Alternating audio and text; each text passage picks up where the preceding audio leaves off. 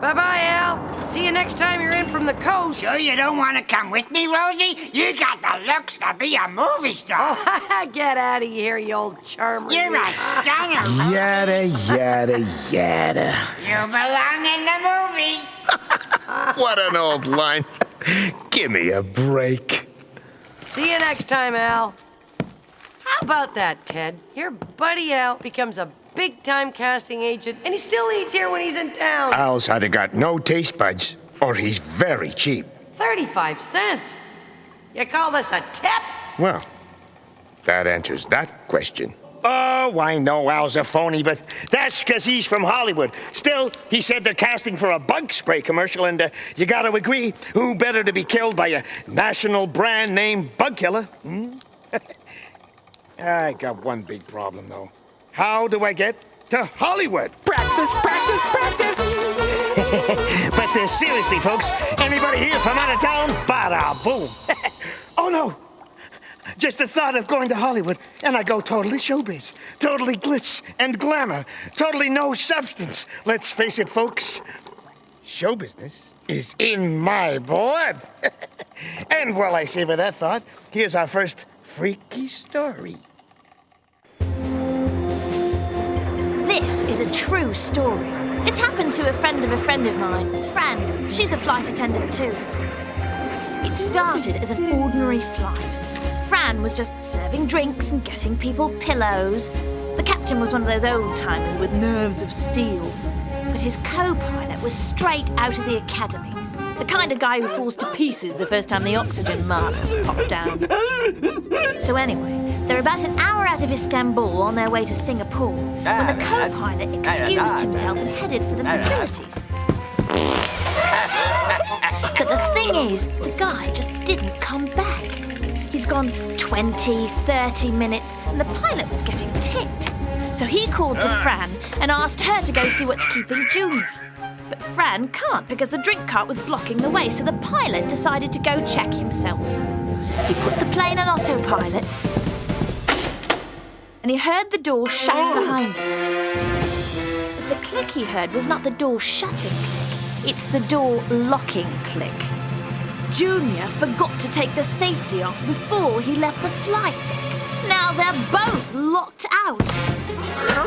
Then some lady spotted the pilot tugging at the cockpit door, and she let out this huge scream. Oh!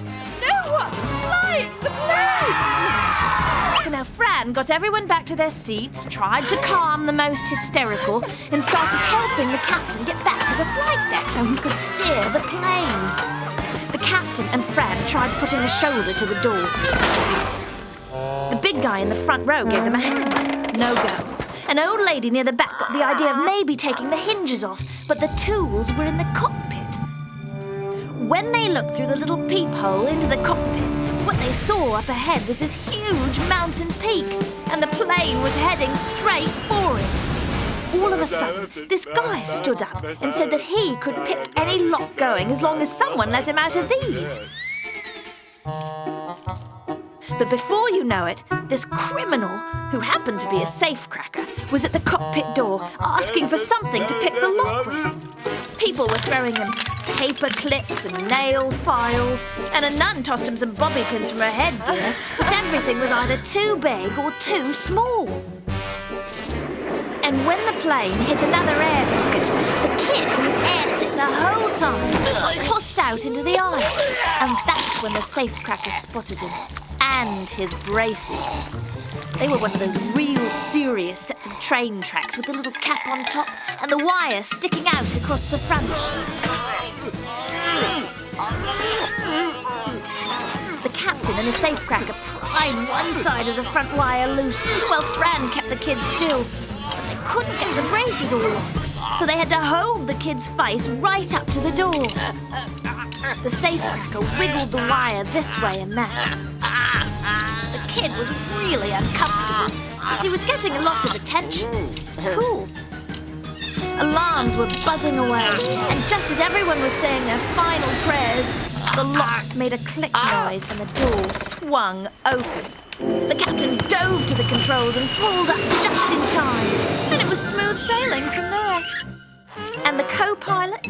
His comb had fallen behind the toilet, and when he bent down to pick it up, his tie got caught down in that flappy thing at the bottom of the bowl. This is a true story. It happened to a friend of mine who now always carries a spare set of keys. And that co-pilot? He's driving the number 7 bus between Palmdale and Pacoima. Got to get to L.A. somehow. I know. I could take a plane. My cousin, Elroy, he lives at David's Caterers out at the airport. He's been to England, France, Japan 6 times, yeah. He always brings me some sushi. Sushi? I love raw fishes wrapped in grass. Sushi, sushi. Even though it gives me gas, that's the price I pay. Sushi every day, sushi every night. I left my sushi on my plate. Somebody used it for me. Oh, good, you're still here. You have to take me with you. To Hollywood? Why? So I could be in show business, Oh. express myself, reveal my talent. Which is? I do impressions. Oh? Go ahead. See if I can guess who it is. Go on. Okay. Thank you. Thank you very much. Okay, who am I? Maurice. No, who was I doing an impression of? Beats me. Okay, our next freaky story. Oh, come on. How could you not know I was doing Michael Bolton? Oh, yeah, right. I should have got it. Our next story, please. This is a true story. It happened to a friend of mine.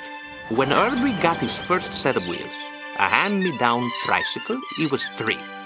But he took care of that trike as if it was an $80,000 Porsche.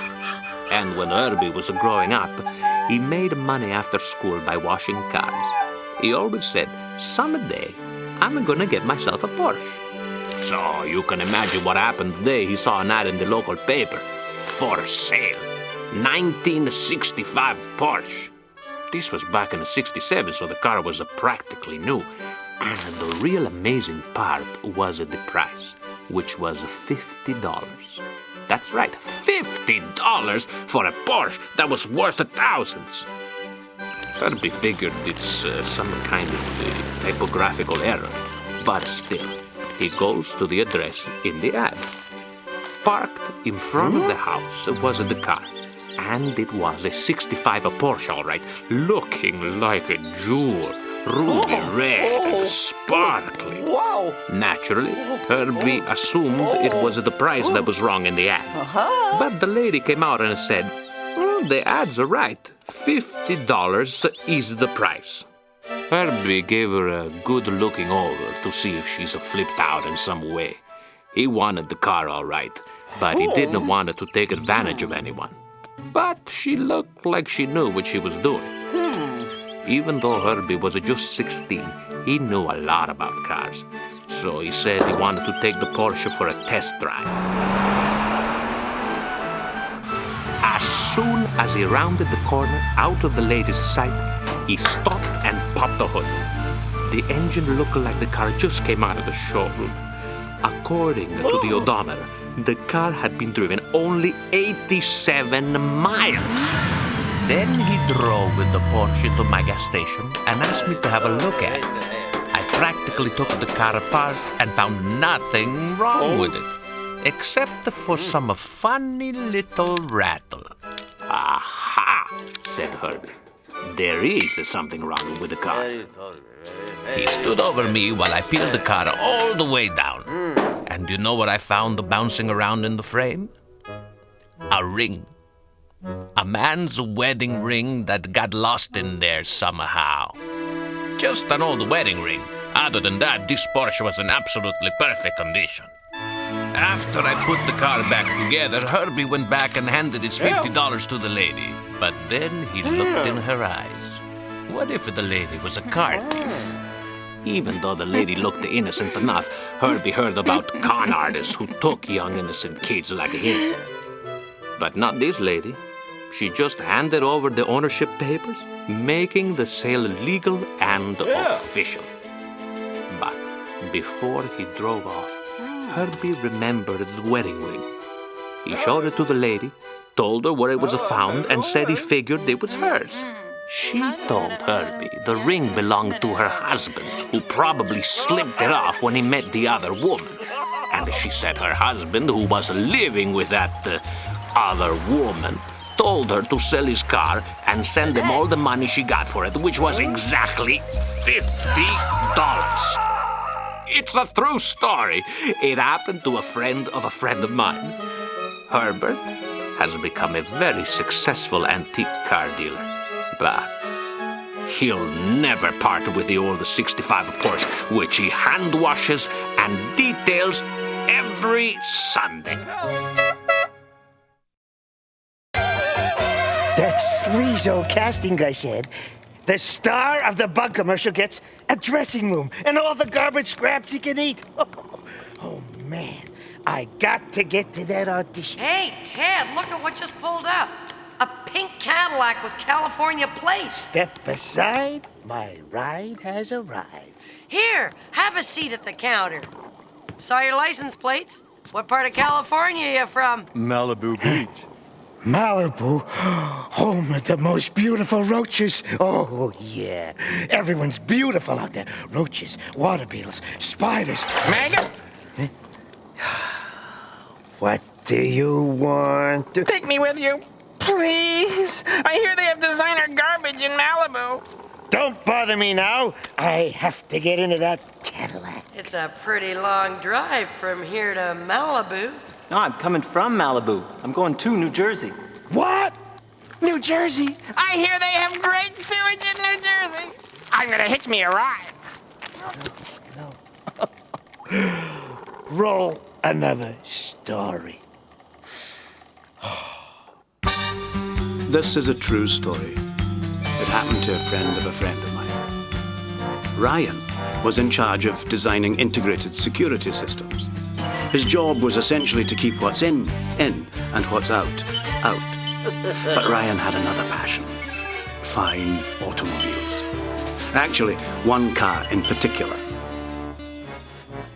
It was a 1934 Alfonso de Credenza, a pre-war open roadster.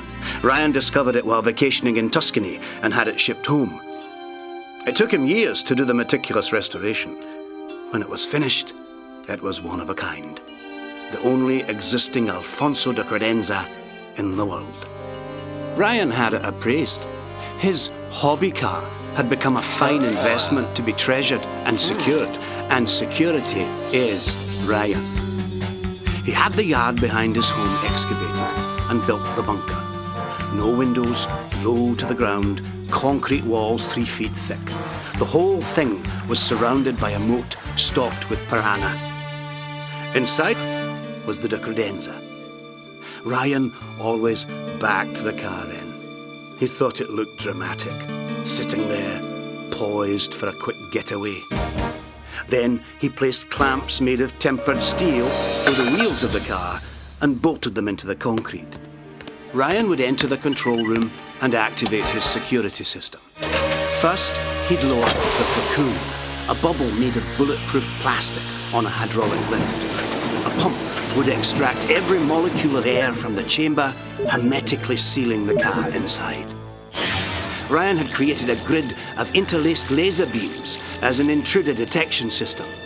If someone broke one of the beams, the computer would instantly triangulate his position, then robotic dart guns would fire poisonous darts, paralyzing the intruder. And of course, there was the security camera system. Early one morning, Ryan decided to take the de Credenza for a spin. He released the security measures, popped in, and drove it out of the bunker. The car purred like a kitten. After giving the neighbors an eyeful, he parked it safely back in the bunker, and then he trotted off to catch the commuter train to work. Arriving home that afternoon, Ryan flipped on the security camera.